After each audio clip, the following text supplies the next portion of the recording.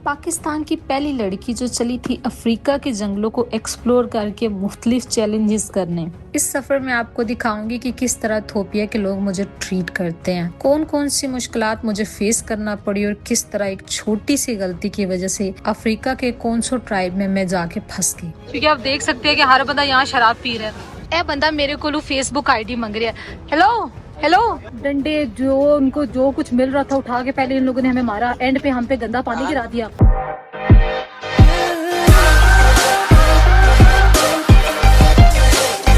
अस्सलाम वालेकुम नाजरीन, मैं हूँ राबिया और मैं अपना YouTube चैनल स्टार्ट करने जा रही हूँ जिसका नेम है फ्लाई राबिया। ये जिस तरह से बाकी लोग बनाते हैं, फैमिली व्लॉगिंग करते हैं, कुकिंग करते हैं या फिर इस तरह का रोज का रूटीन दिखा रहे होते हैं, लेकिन मेरा कंटेंट बहुत डिफरेंट होगा क्योंकि मैं इस टाइम पे जो कंटेंट मैंने सोचा है वो थोड़ा हटके इसलिए क्योंकि मैं जा रही हूँ इथोपिया, अफ्रीका जा रही हूँ। इन शॉर्ट अफ्रीका जा रही हूँ, अफ्रीका में मैं जा रही हूँ इथोपिया। वहाँ के ट्राइबल लाइफ जो होगी, अफ्रीकन की जो ट्राइबल लाइफ है वो एक्सप्लोर करेंगे। आप लोगों ने मेरे साथ रहना है, मैं वहाँ पे उनकी लाइफ एक्सप्लोर करूंगी और अपना एक्सपीरियंस आपके साथ शेयर करूंगी। इस वक्त मैं मौजूद हूँ मुल्तान के एयरपोर्ट पे और यहाँ से दुबई की फ्लाइट है और हमने दुबई जाना है और दुबई से फिर हमारा 3-4 घंटे का स्टे और उसके बाद हमने इथोपिया चले जाना। मेरा फर्स्ट टाइम है तो मुझे नहीं आइडिया कि यहाँ पे मुझे क्या, क्योंकि सुना तो यही है कि फर्स्ट टाइम में इमिग्रेशन के टाइम पे बहुत इशू करते हैं, लेकिन लेट्स सी अंदर जाके देखते हैं कि इमिग्रेशन के टाइम पे क्या इशूज आते हैं। अच्छा तो गाइज हमारी इमिग्रेशन क्लियर हो गई है। अब पहले तो ये है कि जब उन्होंने मुझे लाइन में लगाया तो मुझसे डॉक्यूमेंट्स लिए, डॉक्यूमेंट्स दे के मुझे उन्होंने कहा आप तो साइड पे हो जाए, तो मुझे तो लगा कि बस भाई अब तो मैं गई। उसके बाद उन्होंने मुझे अपने ऑफिसर के पास भेज दिया, मुझसे मेरा पर्पस पूछा कि आपने कहाँ जाना है और क्यों जाना है। जब मैंने उनको अपना पर्पस बताया तो दे गाइस वर वेरी पोलाइट। उन्होंने उस चीज़ को देखा और उसके बाद कहा कि ठीक है आपका इमिग्रेशन क्लियर, आप जाएं। उसके बाद तो वहाँ से हम आगे और अभी ये है कि यहाँ 20 मिनट का टाइम है तो हम यहाँ लॉन्च में ये है कि कुछ खाने पीने के लिए रुके हैं। 20 मिनट के बाद जो है दुबई की फ्लाइट है तो फिर मिलते हैं इंशाल्लाह दुबई। जैसे कि आप देख सकते हैं कि ये सारे लोग लाइनों में लग गए हैं, लेकिन मैं तो यहाँ बैठी हुई हूँ और मैं यहाँ बैठ के चाय पी रही हूँ। क्यों? क्योंकि इन सब के पास लगेज है, ये अपना लगेज लेके जा रहे हैं, मेरे पास लगेज नहीं है, इसलिए मैं देख रही हूँ कि ये जब सब चले जाएंगे मैं लास्ट पे चली जाऊंगी। हम लोग अब यहाँ से एंटर हो रहे हैं दुबई की फ्लाइट के लिए। हम लोग आ गए हैं अपने बोर्डिंग गेट के सामने और अब हम 5 से 10 मिनट में दुबई के लिए फ्लाई करेंगे। अभी हम लोग बिल्कुल डिपार्चर की तरफ जाने लगे। ओवरऑल तो एक्सपीरियंस अच्छा था, लेकिन यहाँ पे वेटिंग में कुछ ज्यादा ही टाइम लग गया। कुछ पता नहीं है अब फ्लाइट डिले होती है या फिर क्या बताते हैं, लेट्स सी। फ्लाइट में पहुंच के हम चल के अपनी सीट पे बैठते हैं। नेक्स्ट दुबई जाके आपसे बाकी का एक्सपीरियंस शेयर करते हैं। लो एक चीज तो मैं बताना ही भूल गई गाइस कि आज मैं अपनी लाइफ में पहली बार फ्लाइट में बैठी हूँ। सच पूछो तो एक्साइटेड तो बहुत हूँ पर डर भी लग रहा है। जैसे जहाज का पुश बैक स्टार्ट हुआ तो मेरे दिल की धड़कन बहुत तेज हो गई। आप तो जानते हैं ना यार क्रैशेस कितने होते हैं और मुझे इतनी जल्दी मरना नहीं है। खैर मजाक कर रही हूँ। जितना वो जहाज को रनवे के ऊपर चला रहा था देख के यही लग रहा था कि शायद पेट्रोल महंगा होने की वजह से बाय रोड जाने का इरादा है दुबई।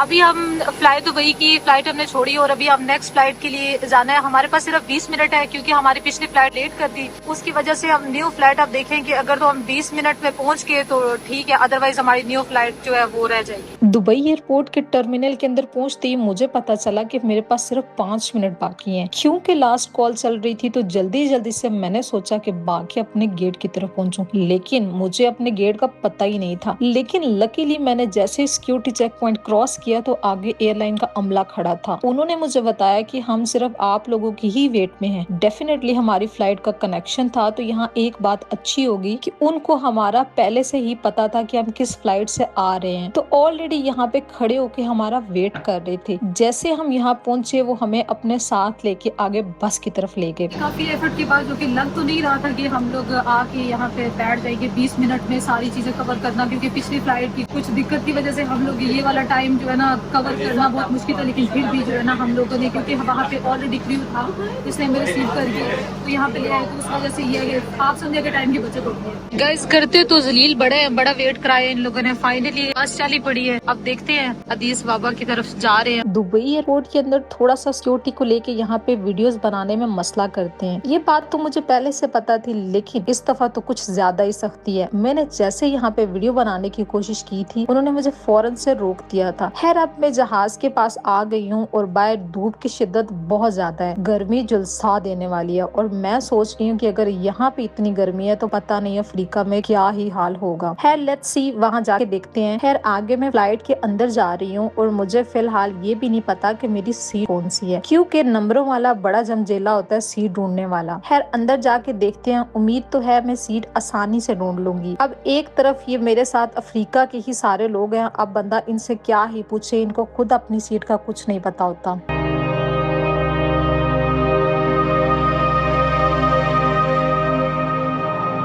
1 मिनट के बाद हमारी फ्लाइट जो है वो अदीस बाबा में लैंड कर जाएगी। सुना है यहाँ पे रात का टाइम जो है ना वो सेफ नहीं, जो यहाँ पे बाहर जाना भी है, होटल भी देखना है और सेफ भी देखना है और अपनी सेफ्टी भी देखनी है। 17 Pro Max लिया कुछ दिन पहले व्लॉगिंग स्टार्ट करने के लिए, तो अब रिस्क लेवल इसलिए भी ज्यादा है कि मोबाइल का भी खतरा है कि कहीं 17 Pro Max भी ना जाए। अदीस बाबा में एंटर हो गए हैं और अभी बस जा रहे हैं, इमिग्रेशन क्लियर करानी है और उसके बाद जो है ना होटल सर्च करना है। आप लोगों को तो पता है कि यहाँ पे होटल ढूंढना आसान काम नहीं है और रात को एक फीमेल के लिए तो यहाँ पे बहुत ही रिस्क है, क्योंकि यहाँ पे ना चोरियां बहुत होती हैं। सुना तो ऐसा ही है कि यहाँ पे रात का टाइम सेफ नहीं होता, खवातीन के लिए तो बिल्कुल भी सेफ नहीं होता, लेकिन लेट्स सी एक्सपीरियंस करते हैं कि क्या बनता है। तो फाइनली हमने यहाँ पे इमिग्रेशन का प्रोसेस कंप्लीट कर लिया है और हम यहाँ पे अभी वेट कर रहे हैं अपने सामान का। फीमेल्स के लिए तो रात को टाइम बहुत मुश्किल है, यहाँ पे निकलना बहुत ज्यादा मुश्किल है। जैसे कि आपको पता है कि हम 2019 में एंटर हो चुके हैं। अब आप लोगों में से मोस्टली लोगों को तो पता होगा 2019 में कैसे एंटर हो चुके हैं, जबकि हम तो 2026 में फॉल कर रहे हैं। जैसे कि इथियोपिया अभी भी हमसे 7 साल पीछे चल रहा है, तो वो 2019 में फॉल कर रहा है, तो हम हिस्ट्री की अगर देखा जाए तो उस फेज में आ चुके हैं जो कि 2019 में फॉल कर रही है। फाइनली इमिग्रेशन क्लियर करने के बाद हमने अपना लगेज लिया और लगेज लेने के बाद आ गए हम यहाँ पे अपनी करेंसी एक्सचेंज कराने, क्योंकि करेंसी नहीं होगी तो यूज क्या करेंगे। ठीक है, तो यहाँ पे अभी हम करेंसी एक्सचेंज कराएंगे, उसके बाद हम लोग जाएंगे। हम लोगों ने यहाँ से एक सिम परचेज करनी है और सिम परचेज करने के बाद हमने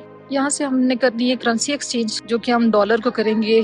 यहाँ की बीर होती है, बीर इनकी करेंसी है बीर। और फिर उसके बाद हम लोग जाएंगे होटल की तरफ। खैर चीजें चैलेंजिंग तो होने वाली हैं, लेकिन देखते हैं क्या होता है। तो अभी हम आ गए यहाँ पे सिम लेने के लिए। बहुत ज्यादा दिक्कत और परेशानी के बाद हम लोगों ने सिम भी परचेज कर ली और डॉलर के बदले हम लोगों ने करेंसी एक्सचेंज करा के इनकी जो करेंसी है बीर वो भी ले ली। और सबसे मजे की चीज कि हम लोग एंटर हो गए 2019 में। और देखिए जैसे कि मुझे तो पता चला था कि यहाँ पे बहुत ज्यादा गर्मी है, लेकिन यहाँ आके वेदर बड़ा प्यारा, आप देख सकते हैं बड़ी ठंडी हवाएं चल रही हैं। मैं यहाँ पे बड़ा एंजॉय कर रही हूँ, तो आप देख सकते हैं यहाँ पे लोग बाहर खड़े हैं और ठंडी हवाएं चल रही हैं और लोग यहाँ पे ना वेदर को एंजॉय कर रहे हैं। और हम लोग भी बस अपनी गाड़ी पकड़ेंगे और उसके बाद हम लोग निकल जाएंगे होटल की तरफ, जो कि सबसे मुश्किल काम है। रात हो गई है और सबसे अभी मेन काम यही है कि यहाँ पे होटल ढूंढना।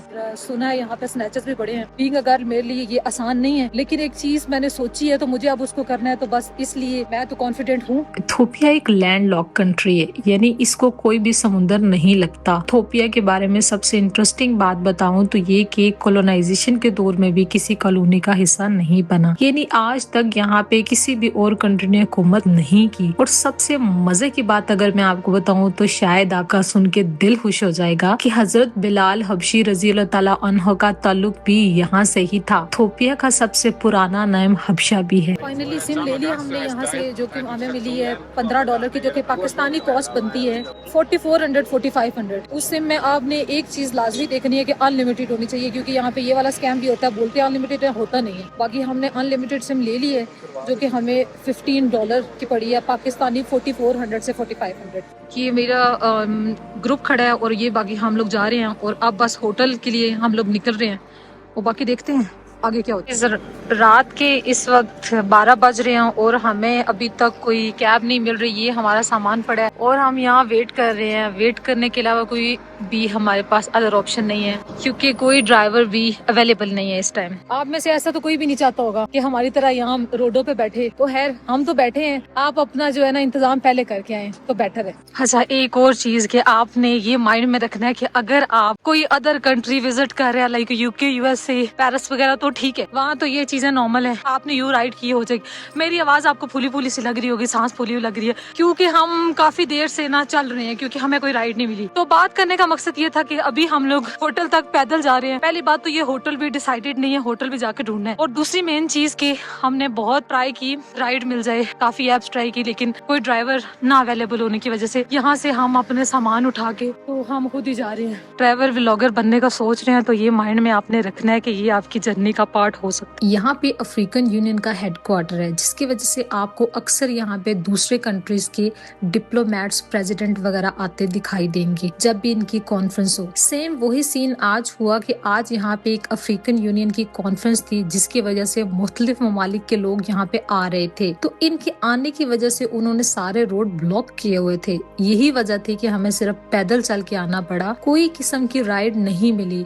सारे रास्ते प्रोटोकॉल की वजह से ब्लॉक थे। ये चीज मेरे लिए कोई नई नहीं थी, क्योंकि मैं भी इस्लामाबाद की रहने वाली हूँ, तो ये ऐसे ब्लॉकेजेस मैंने इस्लामाबाद में बहुत देखे हैं। इसलिए हम लोग जो है ना खवार हो रहे हैं। यहाँ पे ये ड्राइवर्स है, बार्गेनिंग कर रहे हैं, लेकिन ये ड्राइवर तो हमारी प्राइस से 3 गुना ज्यादा बता रहा और काम नहीं कर रहा। यहाँ आने के बाद भी स्टिल हमें ये गाड़ियाँ ना रेंट बता रही हैं, लाइक इतना फेयर बता रही हैं कि हमारे रेंज से बहुत ज्यादा बाहर है। कि रात के इस वक्त 2 बज रहे हैं और हम जो है सड़कों पे खवार हो रहे हैं। क्यों? क्योंकि फिलहाल हमें ये गाड़ी मिली है, लेकिन ये भी अपनी एस्टिमेटेड रेंज कुछ ज्यादा ही बता रहा है। खैर आप मेरे साथ रहिएगा, मैं आपसे अपना एक्सपीरियंस शेयर करती रहूंगी, क्योंकि मेरा फर्स्ट एक्सपीरियंस था जो कि आप समझें कि मेरे लिए बड़ा डिफिकल्ट हो रहा है। खैर देखते हैं क्या होता है आगे। So good morning guys. तो अभी हम अपना होटल चेक इन करके रात को बहुत लेट लाइक 3 बजे के करीब हमें होटल मिला। सोना तो था नहीं, तकरीबन आप समझे कि इतनी हवारी के बाद नींद कहाँ आती है। कि ये इंडियन रेस्टोरेंट है, क्योंकि यहाँ पे आप लोगों को पता है कि यहाँ पे बहुत इशू है, पाकिस्तानी खाना तो मिलता नहीं है। इंडियन खाने में ये होता है कि एटलीस्ट हमारे जैसा ही खाना होता है। लाइक ये है कि आज हमने जाना है सोडो जाना है, सोडो से हमने बस लेनी है और बस स्टेशन पे जाना है, और वहाँ से हम लोगों ने जिंका वैली के लिए जाना है, या ओमो वैली आप कह लें, ओमो वैली के लिए निकलेंगे। ब्रेकफास्ट फिनिश करने के बाद हम लोग निकले हैं और अभी हम जो है वो जाएंगे सोडो के लिए। बस स्टेशन पे जाएंगे और बस स्टेशन से बस लेंगे सोडो के लिए। फाइनली एक गाड़ी हमें मिली तो है, अब अच्छी प्राइस में कह रहा है, लेकिन अब देखिए कि हमें फाइनल डेस्टिनेशन पे लेके जाता है या नहीं। अफ्रीका में मोस्टली ड्राइवर ये करते हैं, पहले आपको फेयर कम बताते हैं, जब आप बैठ जाते हो डेस्टिनेशन पे पहुंचने वाले होते हो तो फेयर डबल कर देते हैं। उस वक्त तो आपके पास ऑप्शन नहीं बचता, तो फिर आप ना चाहते हुए भी देना पड़ता है। गाइस बैठने से पहले ही प्रैंक हो गया है। अभी हम लोग गाड़ी में बैठने लगे थे, भाई साहब कह रहे हैं कि जहाँ आपने जाना है वहाँ के तो मैं पैसे डबल चार्ज करूंगा। अब हम कोई और सर्च करते हैं या फिर इसकी मिन्नतें तरले करते हैं, जो हम कर सकते हैं, और कोई ऑप्शन नहीं है। लेट्स सी क्या होता है। अभी हम यहाँ पे वेट कर रहे हैं अपने सामान के साथ और देखते हैं कि ये हमें गाड़ी लेके जाती है या नहीं। बहुत लंबे सबर के बाद और बहुत लंबी वो कह लें आपके वेट के बाद, सड़कों पे 4 घंटे खवार होने के बाद हमें ये वाली गाड़ी मिली है। और इसने हमें अपनी लास्ट फाइनल कॉल जो दी है, इसने बोला कि मैं 15,000 लूंगा, जो कि पाकिस्तानी बनता है 32,000 कुछ। और अब ये हमें यहाँ से 8 घंटे का रास्ता है, ये हमें लेके जाएगा। आपने बताना है कि इसने हमें ये कॉस्ट सही दी है, ये चूना ही तो नहीं सला देता।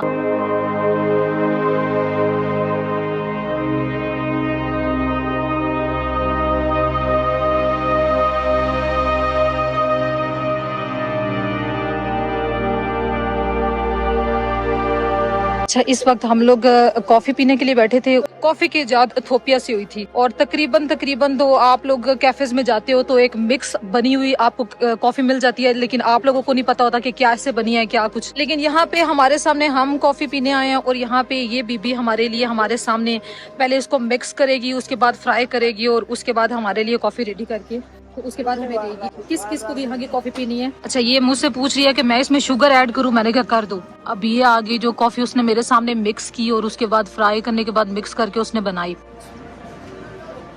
अच्छा ये टेस्ट करते हैं और मैं फिर आपको बताती हूँ कैसी है। गरम है बहुत लेकिन टेस्ट बहुत अच्छा। Hello hello hello, how much for one pair. इन्हों मेरी लैंग्वेज समझ नहीं आ रही थी, मैनू की आंसर कर सी। अच्छा ये कह रहा है कि 50 55 he is saying 50 and you are saying 55। Yes. Okay 55 Indian movies में देखा था, उसके बाद लाइव मैं यहाँ पे देख रही हूँ इथोपिया में। हमारा रास्ता बहुत लंबा था, अप्रोक्स 6 घंटे से 8 घंटे के बीच में हमारा रास्ता था। तो रास्ते में हमने सोचा और कुछ नहीं तो बनानास ले लेते हैं, इससे पूछते हैं किसकी क्या कॉस्ट है। How much for 1 kg? 100 बीर। यहाँ पे वीडियो बनाए तो ये देखे बच्चे बीच में आने लग जाते हैं, वो उसको मारने लग गया कि तुम यहाँ पे मेरे कस्टमर के बीच में क्यों आ रहे हो। अच्छा, तो आज मेरा सेकंड डे था इथोपिया में। हम इथोपिया से निकले थे ओमो वैली की तरफ। तो हमने एक कैब बुक की थी जो कि हमें सोडो लेके जाने वाली थी। सोडो से हमने ओमो वैली जाना था, लेकिन हमारा ड्राइवर भी हमारी तरह अनप्रोफेशनल निकला और उसने रात को इस टाइम अपनी गाड़ी खड़ी करके पता नहीं कहाँ गया, नहीं पता। अब पता नहीं हमारा ड्राइवर वापस आता है या नहीं। पाकिस्तानियों के फैंस यहाँ पे भी हैं, पाकिस्तानियों को प्यार करने वाले और पाकिस्तानियों को चाहने वाले। अभी मुझे यहाँ पे 2 लोग मिले हैं, तो मैंने इनसे पूछा, Pakistan you love? I love Pakistan. Yes yes, you love Pakistan? या देखो जी, अब मैं यहाँ पे थी और मैंने इनसे पूछा कि आप लोग पाकिस्तान का मुझे कुछ बताएं, तो उसने और तो कुछ बोला नहीं, उसने सीधा कह दिया कि आई लव पाकिस्तान। तो मुझे नहीं लगता कि इससे ज्यादा पाकिस्तानियों के लिए कोई अच्छी चीज हो सकती है कि आप एक अफ्रीका के जंगलों में घूम रहे हैं और इथोपिया में, और वहाँ पे आपको ऐसे लोग मिल रहे हैं जो आपको कह रहे हैं कि I love Pakistan. Hello hello, what listen, what did you said? What did you say? You are abusing me? You are abusing me? Hey, look at the camera and do. Hey, hello.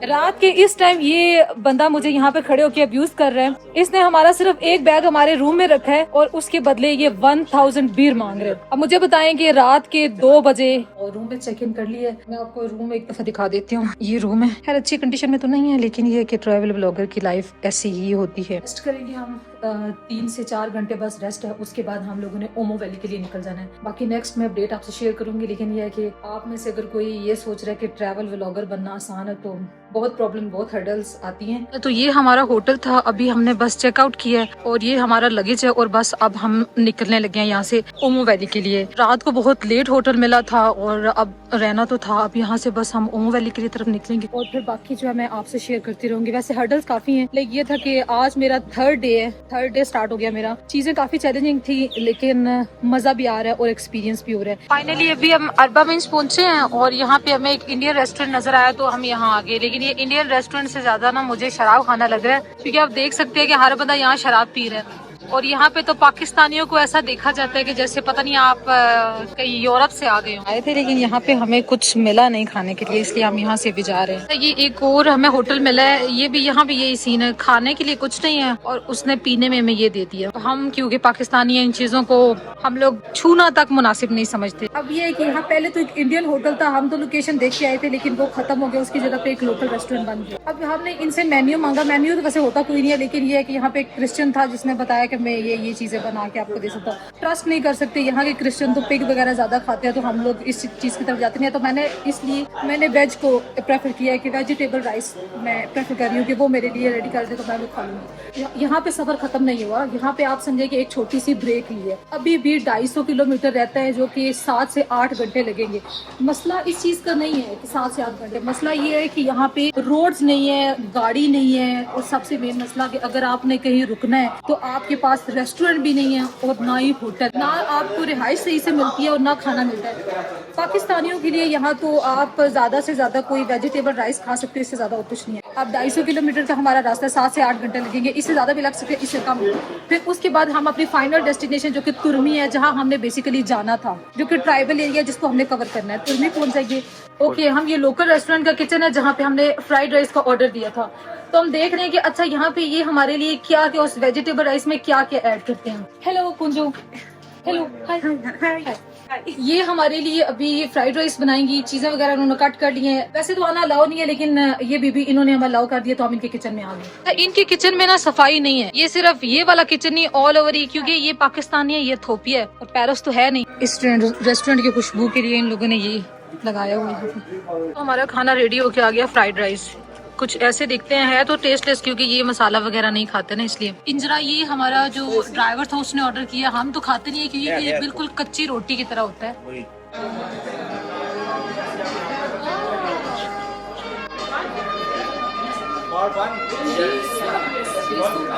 अच्छा, finally हम लोग पहुंच गए मनियारा। ये हमारी गाड़ी है और हमें मनियारा ले, और अब यहाँ से हमने ओमो वैली के लिए निकलना है। और ये अब हम अपनी उस गाड़ी से उतर के इस बस में बैठेंगे, ये हमें ओमो वैली लेके जाएगी। बाकी देखते हैं यहाँ से हम कहाँ, अभी ओमो वैली का कितना टाइम लगता है, मुझे टाइम का भी आइडिया नहीं है। इस बस में मैंने कभी सफर किया तो नहीं है, लेकिन देखते हैं कैसी बस है, क्या होता है। Do you know about Pakistan? Me? या No. No? Me Arba Minsk bus station worker man, okay? Okay. Do you know about anything about Pakistan? Pakistan जिंदाबाद. Pakistan, maybe come back Pakistan one day. ये लोग यहाँ मेरे साथ मौजूद हैं। अब What? ये इन लोगों को आइडिया नहीं है, लेकिन Idea ये लोग नहीं। फिर भी कह रहे हैं कि Pakistan Arban is sitting nice, eating fish, banana. बनाना। हाँ। पाकिस्तान जिंदाबाद। Like that, Pakistan? पाकिस्तान जिंदाबाद। Okay. से पाकिस्तान जिंदाबाद। Pakistan Zindabad. लोग ऊपर आके बैठ के हैं। ये बस में हमें सेकंड पे स्पेस मिली है। पहले तो वो दे नहीं रहा था बना के, जगह ही नहीं बना के दे रहा था। काफी मुश्किल के बाद हम लोगों को जगह मिली है। अभी वो हमारा सामान शिफ्ट कर रहा है और मैं ऊपर आके बैठी हूँ। लेकिन यहाँ पे ना एक चीज है कि शायद हम लोगों के कलर की वजह से या फिर और क्या वजह हो सकती है, मुझे तो समझ नहीं आ रही। ये लोग हमें थोड़ा सा ना सस्पिशियस नजर से देखते हैं। अब मैं यहाँ पे जैसे ही बैठी हूँ तो आप देख सकते हैं मेरे साथ कि ये सब लोग मुझे ही देख रहे हैं। हेलो, अब ये ना ऐसे देख रहे हैं। हेलो, अब ये सब लोग ना मुझे ही देख रहे हैं। ए बंदा मेरे को फेसबुक आईडी मांग रहा है। Hello hello, say in video what you want, you what you are saying, what?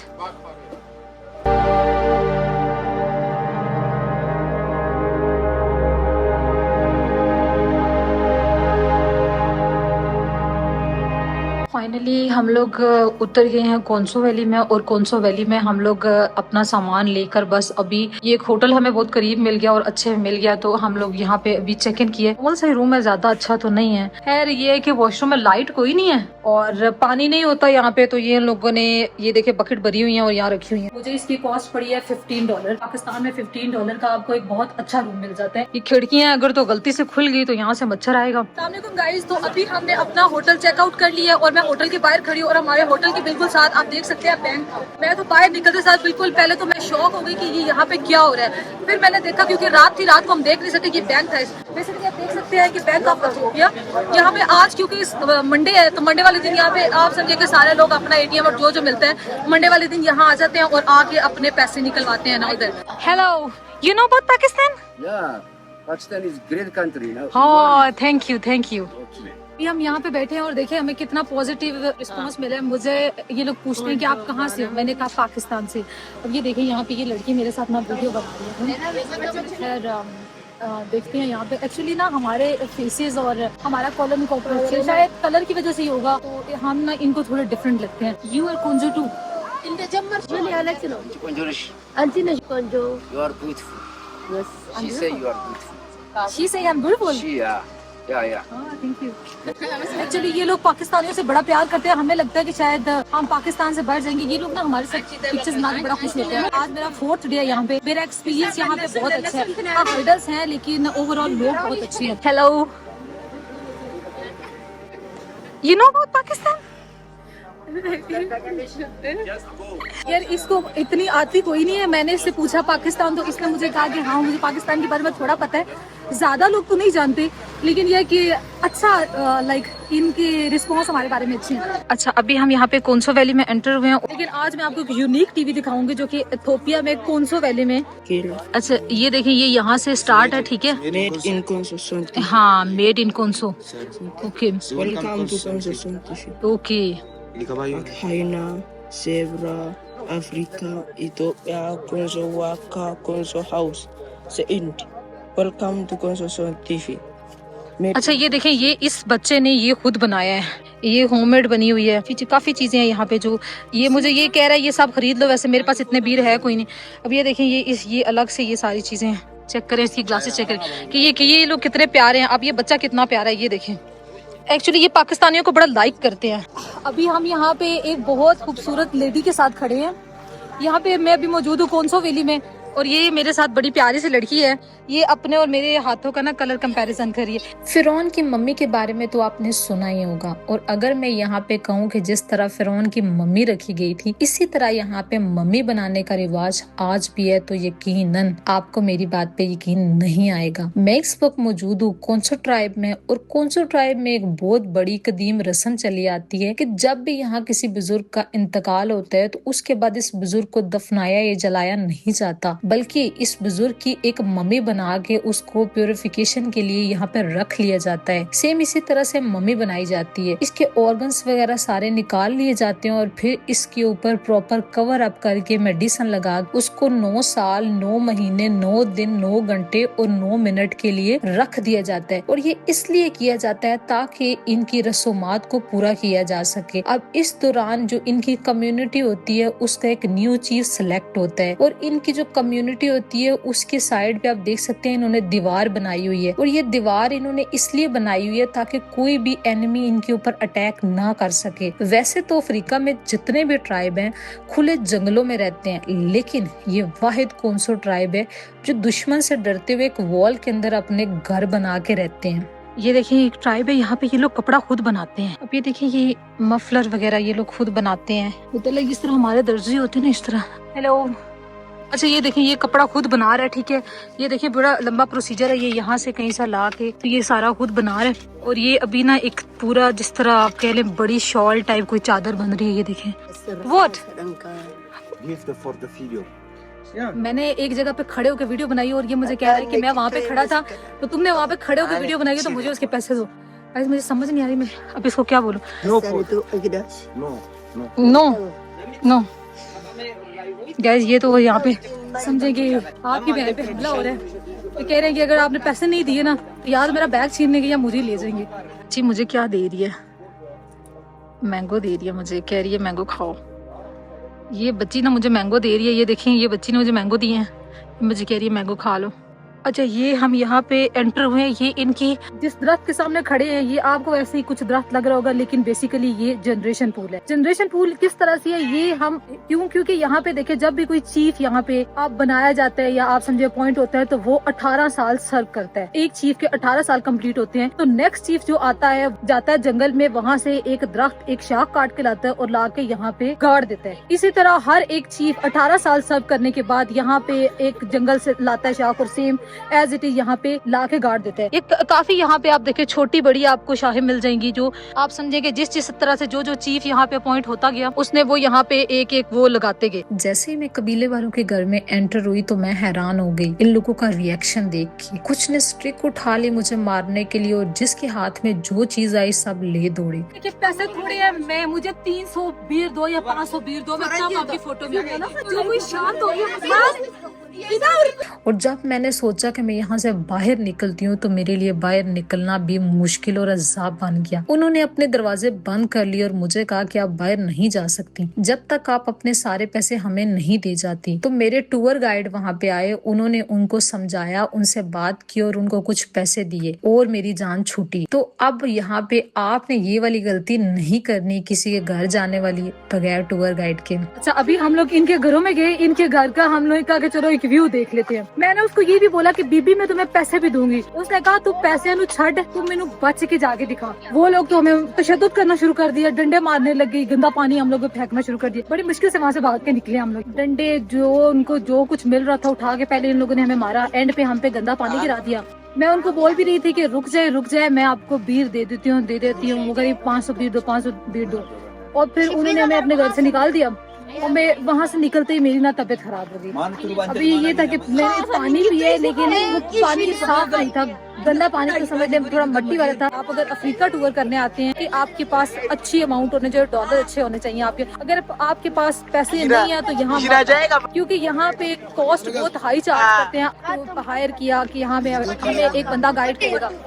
अब उस बंदे ने हमसे यहाँ से $100 दिए 1 घंटे का। अभी हम यहाँ से कोंसो वैली से बिल्कुल बाहर आ गया और अभी हम यहाँ से जा रहे हैं और किसी रेस्टोरेंट की तरफ चलते हैं क्योंकि भूख बहुत लगी है। सुबह नाश्ता भी नहीं किया, बहुत हरी में निकले और क्योंकि आपको पता है अगर यहाँ पे लेट हो जाए तो ना तो आपको कोई रिक्शा गाड़ी मिलती है कहीं जाने के लिए, तो फिर आप जा नहीं सकते हो। यहाँ पे धूप बहुत तेज है। यहाँ पे व्लॉग एंड करते हैं, बाकी मिलते हैं नेक्स्ट व्लॉग में।